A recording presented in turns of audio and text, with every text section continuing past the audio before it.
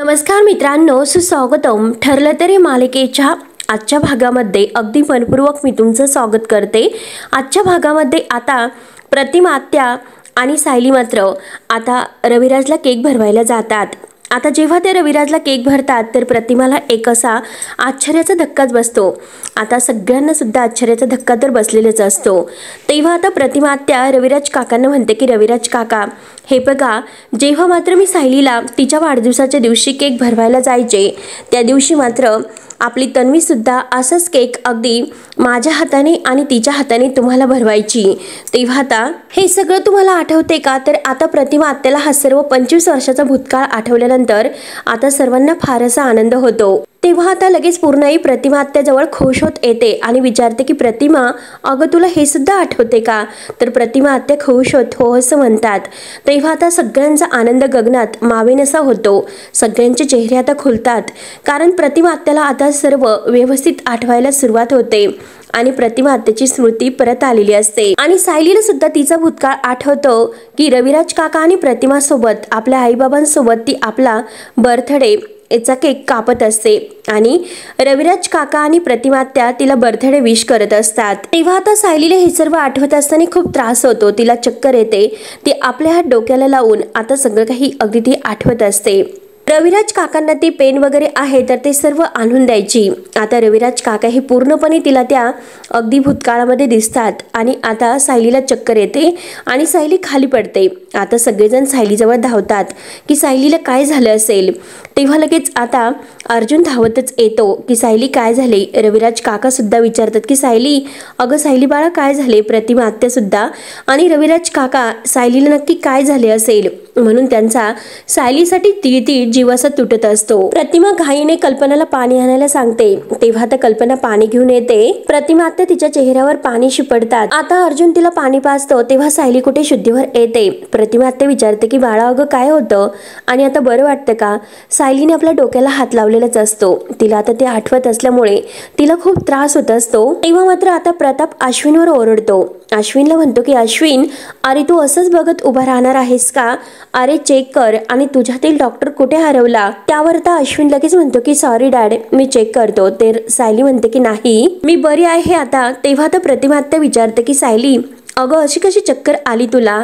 तू सकाळपासून काही खाल्ले नाही का? काही खाल्लेले आहे का? तर सायली म्हणते की हो प्रतिमा आत्या, मी खाल्लेले आहे. तर मला खरंच काही कळाले नाही, कारण अगदी गरगरायला सुरुवात झाली, परंतु अचानक मला अधूनमधून असं होत असतं. तुम्ही नका इतकी काळजी करू. तेव्हा मात्र अर्जुन म्हणतो की हे बघ सायली, अगं तू प्रत्येक गोष्टीचा इतका विचार करत जाऊ नकोस, तुला त्याचा त्रास होतो. सायली म्हणते की नाही अर्जुन सर. तर अस्मिता म्हणते की हे बघ सायली, चल मी तुला तुझ्या रूममध्ये सोडते आणि तुला व्यवस्थित बरं वाटेल, तू आराम कर. त्यावर तर सायली अस्मिताला सुद्धा म्हणते की हो अस्मिता ताई, आता मी पूर्ण बरी आहे. तेव्हा आता प्रिया लगेच सायलीला बोलायला सुरुवात करते. तिला टोमणा मारते की अशी कशी ती आत जाईल, कारण आता मला उलट ती येथे थांबून मला कसा त्रास होतो हे बघण्यासाठी तिला तर मज्जा येईल ना. माझ्या बर्थडेला मात्र नेहमीप्रमाणे तिने आता जे लक्ष आहे तर ते स्वतःकडे वळून घेतले आणि माझ्या आईवर सुद्धा हक्क सांगितला. त्यामुळे आता मात्र सायलीला कसं वाटत असेल, आता एकदम असं खुश वाटत असेल. प्रतिमा आत्या आता अगदी रागाने तन्वीकडे पाहत असतात. तर लगेच पूर्णाई म्हणतात की तन्वी, अगं सायलीला बरं वाटत नाही आणि हे सर्व बोलताना तुला काहीच वाटत नाही का? त्यावर आता लगेच प्रिया म्हणते की हो, हिची ही सर्व नाटकं आहे. तर कारण अगदी आईला लहानपणीच्या आठवणी सांगू नये यासाठी हिचं हे सर्व नाटक सुरू आहे. तर आणि अगदी हसून प्रतिमा आत्याला विचारते की आई, तुला आठवते का आपला ऍक्सिडेंट अगदी होण्याअगोदर आपण माझा बर्थडे किती अगदी आनंदाने साजरा करायचो. असाच केक तू मला भरवायची आणि त्यानंतर आपण हा तुकडा बाबांना भरवायचो, आठवते का आई तुला? आणि मग आपण बाहेर जेवायला जायचो. तेव्हा आता हे अगदी चुकीचं बोललेले असते, कारण आता कल्पना म्हणते की तन्वी, अगं तुझ्या प्रत्येक वाढदिवसाला प्रतिमा तिच्या स्वतःने हाताने तुझ्या आवडीचं जेवण ही घरीच बनवायची. तेव्हा लगेच आता प्रियाही म्हणते की अगं बाहेर जेवायला नाही, अगं बाहेर ड्रायव्हिंगसाठी जायचो. पण आता मात्र माझी आई माझ्याकडे साधं बघत सुद्धा नाही आणि हे सगळं ह्या सायलीमुळे झाले. आणि काय ग सायली, माझ्या आईला माझ्यापासून तोडून तुला काय मिळतं? तेव्हा आता सगळेजण रागाने प्रियाकडे बघत असतात. रविराज काकाला मात्र आता राग येतो. रविराज काका रागानेच म्हणतात की तन्वी, अगं तोंड बंद कर आणि हे बघ, तुझ्या अक्कल शून्य प्रदर्शनाचं प्रदर्शन करण्यासाठी येथे जागा सुद्धा नाही आणि वेळ सुद्धा नाही. तर अगं आज इतक्या वर्षातून तुझ्या आईला तुझा वाढदिवस आठवेला, मग याचा आनंद सुद्धा तुझ्या चेहऱ्यावर दिसत नाही. तर आणि उलट तुला या गोष्टीचा त्रास होतो की सायलीला चक्कर आली आणि प्रतिमा तिच्याकडे गेली म्हणून, आणि हे तुझं आईबद्दलचं प्रेम नाही तर सायली बद्दलचा राग आहे. तर तेव्हा आता पूर्णाई म्हणते की हे बघा रविराज, अहो कशाला पालत्या घड्यावर पाणी घालतात तुम्ही? आपल्या आईच्या गोळ्या बदलणारी मुलगी ही कशी सुधारू शकते? तेव्हा आता सगळेजण तन्वीला म्हणजे या प्रियाला बोलत असतात. तर अश्विनला खूप झोंबते.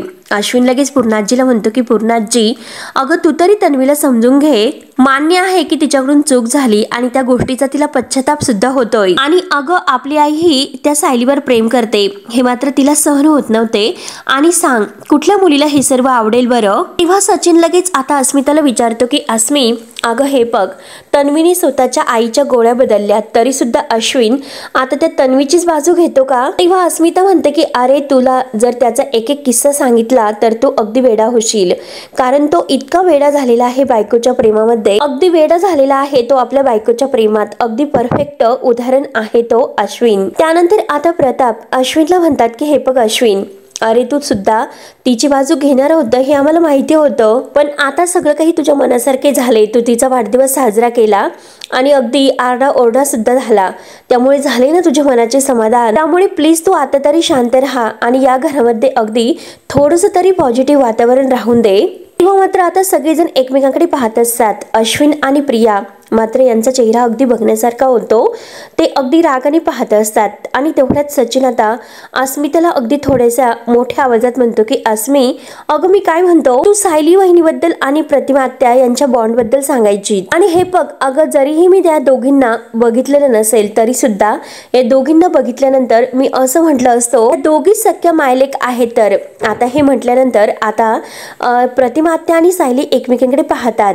आता दोघींना हसू येते. तेव्हा पूर्णाई म्हणतात की आम्हाला तर नेहमीच असं वाटतं. त्यावर त्या रविराज काका सचिनला विचारतात की सचिन, दुर्दैवाने ते सर्व खरं नाही, कारण आमचं नशीब तेवढं चांगलं नाही, कारण ह्या प्रियासारखी मुलगी आम्हाला मिळाली म्हणून. मात्र आता प्रिया मनात तिला इतका राग येत असतो आणि मनात म्हणते की नशीब त्या प्रतिमात्याला तिचा वाढदिवस आठवला, परंतु आता तिला जर आपल्या मुलीबद्दल जर काही आठवलंय तर मात्र अवघड होईल. आणि त्या दिवशी मात्र तन्वी म्हणून माझा शेवटचा दिवस असेल तर, आणि त्यात म्हणजे माझे ते दळभद्री आई वडील आहेत ना, तर ते सुद्धा इथे ठाय मांडून बसलेले आहेत आणि एकतर सगळ्यांचा ओरडा माझ्यावरच बसतो. तर लगेच अश्विन आता तन्वीला म्हणतो की सॉरी तन्वी, रिअली सॉरी. अगं माझाच हट्ट होता की तुझा वाढदिवस येते सगळ्यांच्या समोर घरी साजरा करायचा म्हणून. अगं मला हेच वाटलं होतं की आजच्या दिवस तरी या घरातील लोक अगदी तुझ्याशी छान वागतील म्हणून. बरं काही हरकत नाही, असो चल आता आपण दोघे आपल्या रूम मध्ये जाऊयात आणि नंतर आपण छान असा बाहेर जेवायला जाऊयात, कारण तू कितीही काही केले तरी सुद्धा ह्या लोकांना तुझी किंमत नाही येणार आणि ह्या अशा माणसामध्ये मला आता नाही थांबायचं.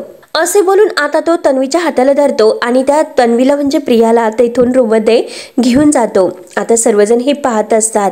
सायली आता रविराज काका आणि प्रतिमा आत्या यांना शांत राहायला सांगते आणि अर्जुनला सुद्धा. तेव्हा आता सगळेजण पाहत असतात. अश्विन आपल्या बायकोची किती बाजू घेतो आणि तिच्या किती पुढे पुढे करतो हे स्पष्ट आता ह्या वेडा झालेल्या अश्विनच्या वागण्यावरून आता आपल्या लक्षात येते. तर त्यानंतर आता महिपत आपल्या गुंडावर ओरडत असतो आणि म्हणतो की टायमावर वसुली झाली पाहिजे, हे तुम्हाला कळत नाही का? किती वेळेस सांगायचं तुम्हाला, जो कोणी पैसे देत नसेल तर त्याला उचलून आणा आणि त्याला चांगलं सुजवा, म्हणजे सुजलेला नवरा बघून त्याची बायको आहे ना ती बरोबर आपल्याला पैसे देईल. तर त्यामुळे आता तुम्ही जाऊ शकतो. आता ते दोघेही निघून जातात. तर आता तेवढ्यात नागराजचा फोन येतो. आता अण्णा हा फोन उचलतो आणि बोला नागराज सेठ बोला, काय सांगतात? आता ह्या अण्णाला धक्का बसतो, कारण आता प्रतिमाला तिच्या पोरीचा भूतकाळ आठवला. हे नागराज मात्र जेव्हा अण्णांना म्हणतो तर अण्णा म्हणतात की काय सांगतात, मग तुम्ही तेथे काय करत होते की तिच्या बर्थडेचा केक खात होते का? तेव्हा नागराज म्हणतो की मी तेथे नव्हतो. तर आता अण्णा म्हणतो की अशा वेळेस मात्र उलथत असतात नागराज सेठ. आणि हे बघा त्या बाईला मात्र हे सर्व आठवण नाही चालणार, कारण तिचं थोबड आहे तर ते लाकडाने मी जाळलेलं होतं. तेव्हा नागराज म्हणतो की तिला मारायचं का? तर महिपत म्हणतो की नाही, तिला आता सगळ्यांच्या समोर असं मारता येणार नाही, नाहीतर आता सगळ्यांच्या लक्षात आपण येऊ म्हणून. आणि हे बघा, जर आपल्याला तशी गरज वाटली तर आपण तिला ढगामध्ये पाठवू, म्हणजे तिला मारून टाकू. परंतु त्या अगोदर ती चिचुंद्री आहे ना, त्या तिच्याकडे लक्ष ठेवा. हे बघा, त्या अर्ध्या मेंदूच्या त्या प्रतिमाकडे लक्ष ठेवण्यापेक्षा ती डबल मेंदूची आहे ना ती बबली, तर तिच्यावर जास्त लक्ष ठेवा. आणि हे बघा, प्रतिमाला सगळं काही आठवतं, हे तुम्हाला मात्र त्या बबलीनेच घाबरवलेलं आहे. तर त्यामुळे तुम्ही तिच्यावर जास्त लक्ष ठेवा. आणि त्या प्रतिमाचं काय करायचं आहे हे आपण बघूयात. आणि त्या बबलीचा काही लॅपटॉप वगैरे तुम्ही मिळवणार होते, त्याचं काय झालं? कारण तिच्याकडे तो व्हिडिओ आता राहिला नाही पाहिजे, काही करून तो व्हिडिओ आता डिलीट झाला पाहिजे. त्यामुळे जे काही करायचं असेल ते लवकर करा, आपल्याकडे एकतर टायमिंग नाही. तेव्हा आता लगेच महिपत फोन कट करतो. त्यानंतर आता सायली आणि अर्जुन रूममध्ये येतात. तर सायली आपली साडी चेंज करते आणि साडीची घडी घालताना मात्र ती सारखा विचारतच असते. सारखा विचार करत असताना अर्जुन रूममध्ये येतो आणि तिच्याकडे पाहतो. तर सायली त्याला विचार करताना दिसते. आता सायलीला घडलेला तो सर्व प्रकार आठवतो की आता प्रतिमा आत्याने जेव्हा तिला केक भरवला आणि त्यानंतर मात्र तिने रविराज काकांना केक भरवला, हे सगळं काही आता सायलीच्या डोळ्यासमोर पुन्हा पुन्हा येत असते. तर सायली या गोष्टीचा बारीक विचार करत असते आणि अर्जुन एकटक तिच्याकडे पाहत असतो. अर्जुन सायलीला विचारतो की बायको, अगं काय विचार करते? आता तरी सुद्धा सायलीचं लक्ष नसते.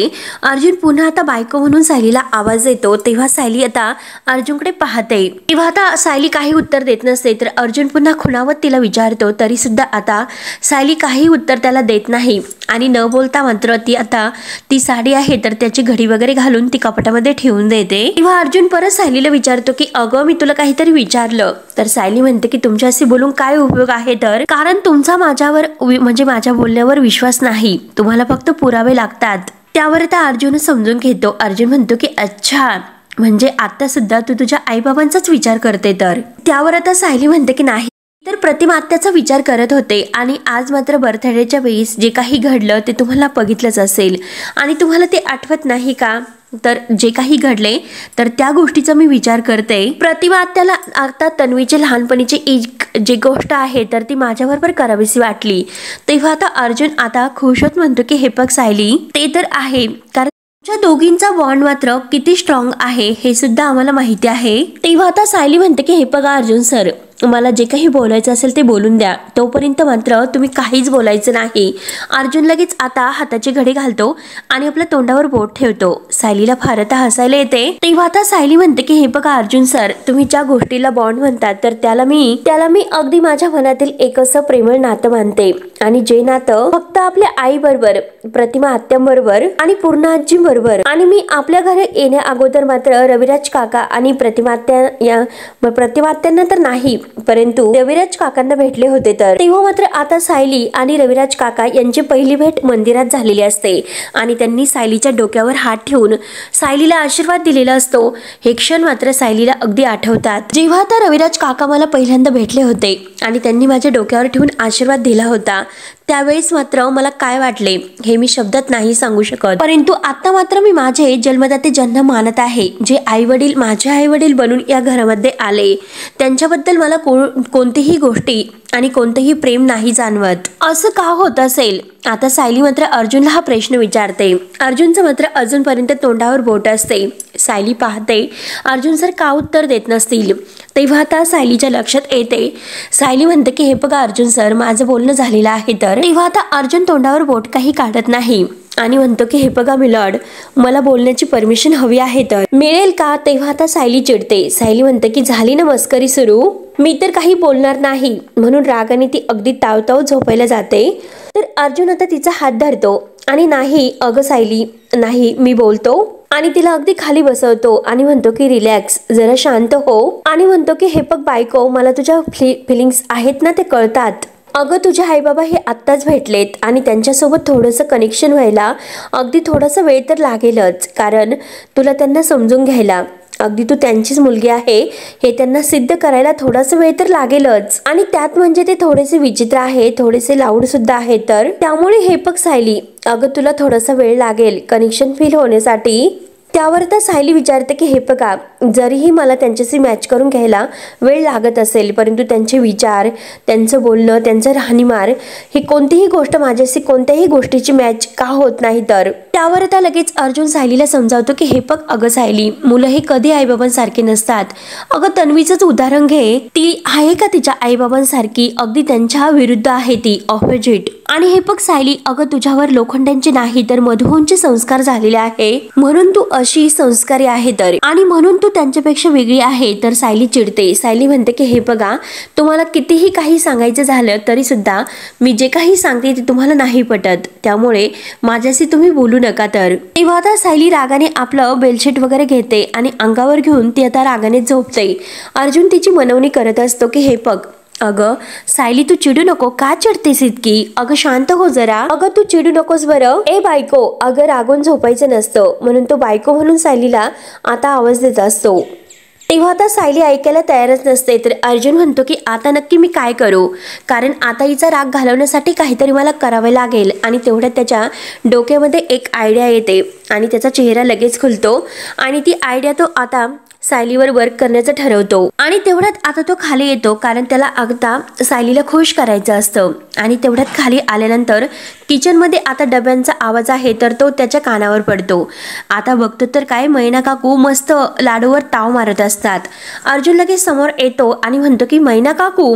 तेव्हा आता मैना काकूच्या लाडवाचा जो घास आहे तर तो तोंडातच राहतो. लगेच आता तो लाडू लपवते आणि म्हणते की नाही, आणि आता अगदी घाबरून म्हणते की नाही हो, मी काही केलेलं नाही. तर अर्जुन आता मैनावती काकूंच्या जवळ येतो आणि म्हणतो की नाही हो, तुम्ही काही केलेले नाही, आणि काय करतात हे मी तुम्हाला नाही विचारलं, कारण मला ते दिसते की तुम्ही लाडू खातात. तर हो, मैनावती म्हणते की हो लाडू, आणि काय ते काय होतं माहिती आहे तुम्हाला? रात्री जर मला भूक लागते आणि जर मी खाल्ले नाही तर मात्र माझं पित्त खवळतं आणि मला खूप त्रास होतो. तेव्हा आता अर्जुन मैनावतीला म्हणतो की हे बघा, तुमचं झालं असेल तर तुम्ही प्लीज माझ्या रूम मध्ये येताल का? एक काम होतं, तुमच्या रूम मध्ये चला, कारण मला सायलीसाठी तुमची साडी हवी होती. तेव्हा आता मैनावती हसते आणि म्हणते की काय साडी, आणि माझी ती पण सायलीसाठी?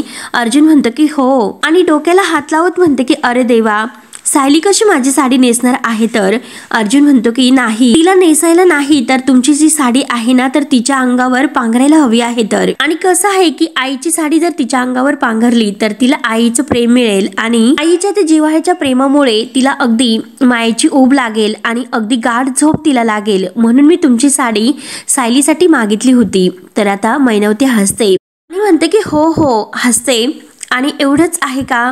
चला मग मी तुम्हाला लगेच माझी साडी देते. असे बोलून ती आता अर्जुनला आपल्या रूम मध्ये घेऊन जाता जाता म्हणते की एक काम आहे, की आता मात्र तुमचं काम झाल्यानंतर ती साडी मला परत देताल ना? तेव्हा अर्जुनला काही कळत नसतं. तर मैनावती पुन्हा विचारते की तुमचं काम झाल्यानंतर ती साडी परत देताल ना? आणि चला मग. तेव्हा लगेच आता अर्जुन म्हणतो की लाडू खाऊन घ्या, तुमचं पित्त वाढेल, तोपर्यंत मी डबा ठेवून देतो. तर मैनावती आणि अर्जुन आता मैनावतीच्या रूम मध्ये निघून जातात. त्यानंतर आता प्रिया इकडे आता आपल्या रूम मध्ये आलेली असते आणि तिला जबर शॉक बसलेला असतो. ती स्वतःला अगदी चिडून म्हणत असते की आज मात्र केक कापताना जे काही घडलेलं आहे तर ते हॉरिबल होतं. जितकं मी सावरण्याचा प्रयत्न करते तितकं माझ्या हाताबाहेर जात आहे. म्हणजे आता या सगळ्याचा अगदी सायलीवर परिणाम होतो आणि मी खोटी आहे ही मात्र आता सिद्ध व्हायला सुरुवात झालेली आहे. तर आतापर्यंत मला त्या दोघींना वेगळं करण्यासाठी जे काही प्लॅन मला करण्यात म्हणजे आले होते ते सगळे प्लॅन मी केले, परंतु एकही प्लॅन माझा अगदी सक्सेस झालेला नाही. जे करायचं होतं ते करून झाले, परंतु त्या प्रतिमा आत्याला आणि सायलीला वेगळं करता काही मला आले नाही. मी जे काही करते त्या कशाचाच उपयोग आता होत नाही. तर म्हणून नक्की आता यापुढे काय करायचं याचा आता प्रिया अगदी रागातच विचार करत असते. त्यानंतर आता इकडे अर्जुन मैनावतीची साडी घेऊन आता आपल्या रूम मध्ये येतो. सायली गाढ झोपलेली असते. तेव्हा अर्जुन सायली जवळ येतो, त्याच्या हातामध्ये ती साडी असते. अर्जुन सायलीकडे बघतो, सायली झोपेल आहे की काय, आणि लगेच हळूच मात्र प्रेमाने ती साडी तो सायलीच्या अंगावर टाकतो. आणि तेवढ्या सायलीला जाग येते. सायली डोळे उघडते आणि अर्जुनकडे रागाने पाहते. अर्जुन म्हणतो की हे बघ तुझ्या आईची साडी, त्या मैनावतीची. तेव्हा आता सायली अर्जुनकडे रागाने पाहत असते आणि म्हणतो की हे बघ सायली, अगं तिच्या सोबत तुला कोणताही बॉन्ड असा फील होत नाही, तर तिची साडी तू अंगावर घे, म्हणजे तुला छान अशी झोप लागेल, तर याचं कनेक्शन सुद्धा फील होईल. तर सायलीला हसू येते. सायली म्हणते की आपल्या बायकोचे विचार पटत नसताना सुद्धा तिच्यासाठी एवढं करणारा नवरा फक्त माझाच आहे, आणि झोपते हा. तर अर्जुन हसून म्हणतो की हो नक्की आरामात, अगदी आरामात झोप तू. आणि सायली मात्र अगदी रागाने ती साडी आपल्या अंगावर घेते आणि झोपते. तर अर्जुनला खूप छान वाटतं. तो मनात म्हणत असतो की आय होप, मी तुला सांगतो की सायली लवकरच तुला क्लॅरिटी येईल. तुला बायको त्या लोखंडाशी तुझं काय नातं आहे आणि तुला काही जरी वाटत असेल तरी सुद्धा या शोधात मी तुझ्या सोबतच असेल. I love you so much बायको, असे बोलून तो आता प्रेमाने सायलीच्या जे डोक्यावर हात अगदी फिरवत असतो, म्हणजे थापडतो. तर सायली आता छान अशी झोपी गेलेली असते. अर्जुनला खूप छान वाटतं. तर मित्रांनो, शेवटी हा भाग येथे संपतो. दुसऱ्या दिवशी आता सायली उठते आणि तयार होते आणि विचार करत असते मैनावती आणि सदाशिव यांची जर केस असती तर यांनी काय केलं असतं आणि आता ह्या केसचा सगळ्या बाजूने विचार करायला हवा. कुठलीही खून अगदी सोडायला नको, कारण कुठलाही अगदी एक जो काही धागा आहे, क्ल्यू आहे, तर आपल्याला शेवटच्या सत्यापर्यंत घेऊन जाऊ शकतो आणि हे आपल्याला अगोदर माहिती नसतं. त्यासाठी मात्र आता सायलीच्या डोक्यात एक प्लॅन येतो, कारण ती आता मैनावती आणि सदाशिव यांच्या घरी जाऊन काहीतरी शोधण्याचा प्रयत्न करणार असते. म्हणून ती आता मैनावती आणि आता ह्या सदाशिवच्या रूममध्ये येते आणि त्यांच्या घराच्या नक्की चाव्या कोणत्या आहे हे चावे ती शोधत असते. तेव्हा तिला चावे सापडतात आणि नक्की ह्या लोखंडाच्या घराच्या असतील असा विचार करून ती घाईने मात्र तिकडे जायला निघते. परंतु आता येत असताना मात्र तिच्या पायाला एक जोराची ठेस लागते, कारण ऑलरेडी आता समोर तिथे प्रिया आलेली असते आणि आता सायली काहीतरी घ्यायला खाली वागते. तर प्रिया डोकावून मात्र सायलीकडे पाहत असते. त्यानंतर मात्र आता अर्जुन हा सचिनला सोडण्यासाठी एअरपोर्टवर त्याच्या गाडीतून घेऊन येत असतो आणि समोर आता साक्षीची गाडी उभी असते, कारण साक्षीला सुद्धा आता सचिनला एअरपोर्टवर सोडायचं असतं, म्हणून ती त्याची वाट पाहत असते. तर अर्जुन आता तेथे आलेला असतो. तर सचिन आता साक्षीला पाहतो आणि अर्जुनला म्हणतो की अर्जुन, अरे मला इथे सोड, मी इथून जाईल. कॅबने जातो. तेवढ्यात आता अर्जुनला फोन येतो की आता देशपांडे नाहीत म्हणून मीटिंग कॅन्सल झाली. म्हणून आता अर्जुन सचिनला पुन्हा एअरपोर्टवर आता सोडण्याचं ठरवतो. तेव्हा आता तोपर्यंत सचिन तर साक्षीच्या गाडीत बसलेला असतो आणि अर्जुन पुन्हा मागे येतो, कारण त्याला सचिनला सोडवायचं असतं. आता मित्रांनो, सचिनचं आणि साक्षीचं जे कनेक्शन आहे तर त्याचं सत्य मात्र अर्जुन समोर येईल का हे बघण्यासाठी आता आपल्या चॅनलला तुम्ही नक्की सबस्क्राईब करत राहा. धन्यवाद.